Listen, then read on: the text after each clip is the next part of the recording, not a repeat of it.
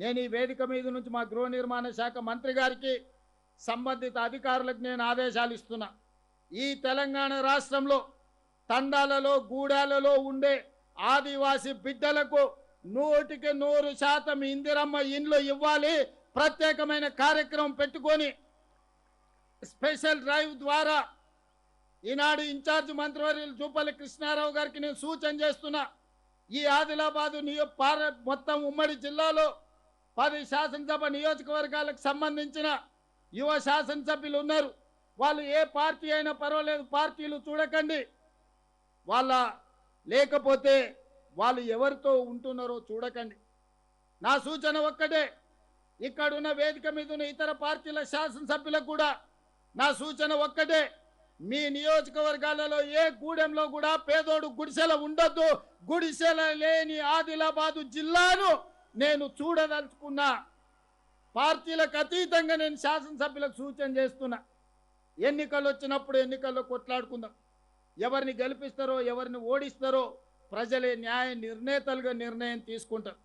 కానీ ఈనాడు తెలంగాణలో వివక్ష లేని రాజకీయాలను, వివక్ష లేని సంక్షేమాన్ని, వివక్ష లేని అభివృద్ధిని ముందుకు తీసుకెళ్లాలని ఈరోజు మేము ఆలోచన చేస్తున్నాం. అందుకే వేదిక మీద ఉన్న ఇతర పార్టీలకు సంబంధించిన శాసనసభ్యులకు నా విజ్ఞప్తి ఒక్కటే, మీ శాసనసభ నియోజకవర్గాల పరిధిలో ఎన్ని గూడాలు ఉన్నాయో గూడాలు తిరగండి. ఈ ప్రతి గూడెంలో ఉండే ఏ గుడిసె కూడా ఉండొద్దు. గుడిసెలున్న వాళ్ళందరికీ ఇల్లు ఇచ్చే బాధ్యత నాది. ఆ చిట్టా తయారు చేసుకున్న బాధ్యత మీది. ఇన్ఛార్జ్ మంత్రి జూపల్లి కృష్ణారావు గారికి కూడా ఈరోజు నేను సూచన చేస్తున్నా. మీరు వచ్చే అవసరమైతే 4-5 రోజులు ఇక్కడనే గడపండి. రాత్రి మగళ్ళు మీరు తిరగండి. నియోజకవర్గానికి ఒక రోజు ఇవ్వండి. ఆ ప్రాంతంలో ఉండే సంఘాలతో మాట్లాడండి. గూడాలను గుర్తించండి. ఐటీడీఏ అధికారులకు ఆదేశాలు ఇవ్వండి. జిల్లా కలెక్టర్లను నిరంతరము పర్యవేక్షించమని ఆదేశాలు ఇవ్వండి. సంవత్సరం తిరిగే లోపల ఆదిలాబాదు జిల్లాలలో ఉండే గూడాలలో ఒక్క గుడిసె కూడా ఉండడానికి వీల్లేదు. వాళ్ళకు అవసరమైన అన్ని ఇండ్లను మంజూరు చేసే బాధ్యత రాష్ట్ర ప్రభుత్వం తీసుకుంటుంది. దానికి సంబంధించిన నిధులను తల తాకట్టు పెట్టైనా తీసుకొచ్చి ఇండ్లు కట్టుకునే వాళ్లకు నిధులు ఇచ్చే బాధ్యత నేను తీసుకుంటా.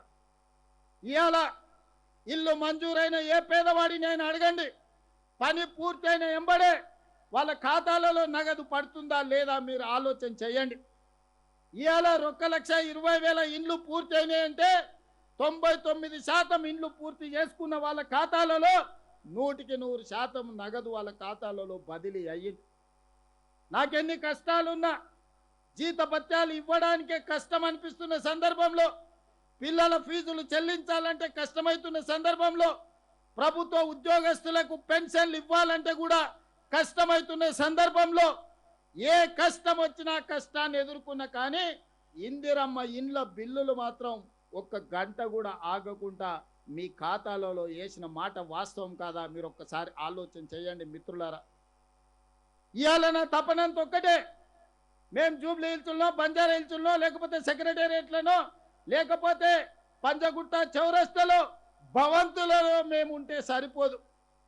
ఈ భవంతులు మాకు ఆనందాన్ని ఇవ్వచ్చు కానీ మా రాష్ట్ర ప్రజలకు అసంతృప్తిని కలిగిస్తాయి.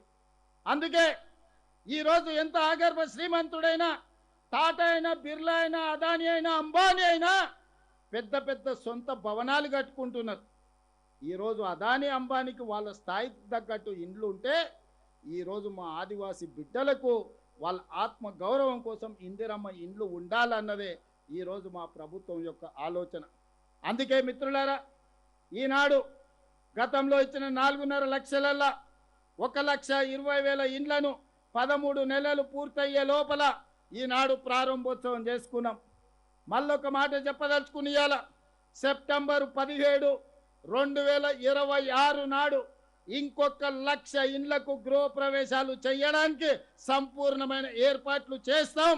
మరో 1,00,000 ఇండ్లకు గృహప్రవేశం చేసుకోవడానికి ఏర్పాట్లు చేయాల్సిందిగా, ఆ పనులను పర్యవేక్షించి వాళ్ళకు అవసరమైన నిధులను విడుదల చేయాల్సిందిగా మిత్రులు పొంగులేటి శ్రీనివాసరెడ్డి గారికి నేను ఈ వేదిక మీద నుంచి ఆదేశాలు ఇస్తున్నా. మిత్రులారా, ఈరోజు అదనంగా ఈరోజు మీరందరూ సంతోషంతో రాష్ట్రంలో ప్రజలందరూ ఇల్లు రాని నిరుపేదలు కళ్ళల్లో కొవ్వొత్తులేసుకొని ఎదురు చూస్తున్నారు. అన్న రేవంత్ అన్న ఆదిలాబాద్ పోయిండు, కోలం గూడెంకెళ్ళి గృహప్రవేశాలు చేసిండు. వాళ్ళు ఇచ్చిన ఇప్ప పువ్వు లడ్డు లేకపోతే వాళ్ళు అక్కడ పెట్టిన రొట్టె తిన్నాడు. మొక్కజొన్నలు కాల్చినవి పెడితే సంతోషంగా భోజనం చేసిండు. ఇవన్నీ బాగానే ఉన్నాయి, ఇల్లు వచ్చిన వాళ్ళ కళ్ళల్లో ఆనందం ఉంది. మరి ఎదురు చూస్తున్న మా పరిస్థితి ఏందని ఈరోజు రాష్ట్రం నలుమూలల పేదోళ్ళు ఆలోచన చేస్తారు. అందుకే ఈనాడు ఈడికొచ్చిన వేలాది మంది ఆదిలాబాద్ బిడ్డల సాక్షిగా తెలంగాణ రాష్ట్రంలో ఈరోజు మళ్ళీ ఒక 2.5 లక్షల ఇండ్లను నూతనంగా మంజూరు చేస్తున్నాం. ఈ 2.5 లక్షల ఇండ్లలో గతంలో పనులు మంజూరయ్యి పనులు మొదలుపెట్టి కాస్తో కూస్తో బిల్లైన వాళ్లకు L3లో పెట్టి ఈరోజు నగదు వస్తలేదు. ఇల్లు మంజూరైన వాళ్ళు ఇల్లు కట్టుకోలేకపోతున్నారు. అందుకే ఆ సమస్యలన్నిటిని కూడా దృష్టిలో పెట్టుకొని ఆనాడు మొదటి విడత ఇందిరమ్మ ఇండ్లో, రెండో విడత ఇందిరమ్మ ఇండ్లో, లేకపోతే గృహలక్ష్మి పేరు మీద గతంలో కాగితం వచ్చినా వాళ్ళు ఈరోజు ఇండ్లు కట్టుకోలేని పరిస్థితి ఉంది. వాళ్ళందరినీ కూడా ఈనాడు ఈ పథకంలో వాళ్ళని భాగస్వాములను చేసి వాళ్ళకు కూడా ఇండ్లు కట్టుకోవడానికి నిధులు ఇచ్చే బాధ్యత ఈ రాష్ట్ర ప్రభుత్వం తీసుకుంటుంది. Subscribe us and press the bell icon for more interesting updates.